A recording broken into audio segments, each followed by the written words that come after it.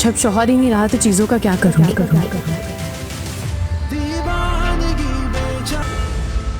मैंने तुम्हारे साथ बहुत गलत किया है, लेकिन मेरा भरोसा करो। भरोसा करो तुम पे। यहाँ से चले जाओ प्लीज। शायद हमारे नसीब में एक दूसरे का साथ लिखा ही नहीं था। ये सब भिजवाने की क्या जरूरत थी?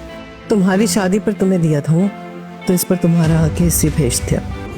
वरना हम पहले ही क्यों बिछड़ते।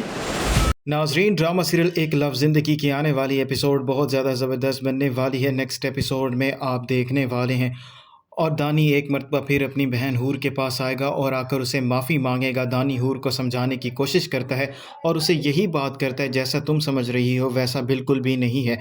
मैं तो अपनी तरफ से पूरी कोशिश कर रहा था कि सब कुछ ठीक कर दूं, लेकिन मैं नहीं जानता कि ये सब कुछ कैसे हो गया। हूर अपने भाई दानी की कोई भी बात नहीं सुनेगी और उसे यही कहेगी, जो कुछ भी हुआ है मेरी ज़िंदगी में सब तुम्हारी वजह से हुआ है। मैं तुम्हारी शक्ल भी नहीं देखना चाहती, इसीलिए बेहतर तुम्हारे लिए यही है कि तुम यहाँ से दफ़ा हो जाओ।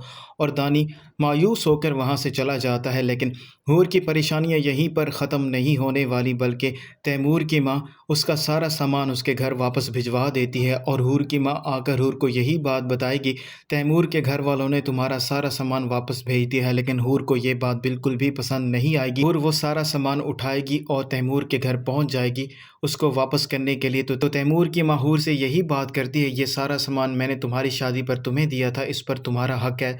हूर तैमूर की माँ को यही जवाब देगी, इस पर मेरा कोई भी हक नहीं है। जब मेरा शोहर ही मेरा नहीं रहा तो मैं इस सामान का क्या करूँगी। हूर जब ये बात तैमूर की माँ से कह रही होती है, तैमूर भी वहाँ पर आ जाता है और हूर की बात सुन लेता है।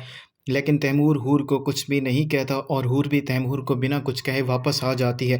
लेकिन हूर बहुत ज़्यादा परेशान हो चुकी होती है, वो रो भी रही होती है। अब हूर को यकीन होने लग गया है कि तैमूर उसकी ज़िंदगी से जा चुका है। अगर ऐसा ना होता तो तैमूर कभी भी उसे यूं अकेला छोड़कर ना जाता।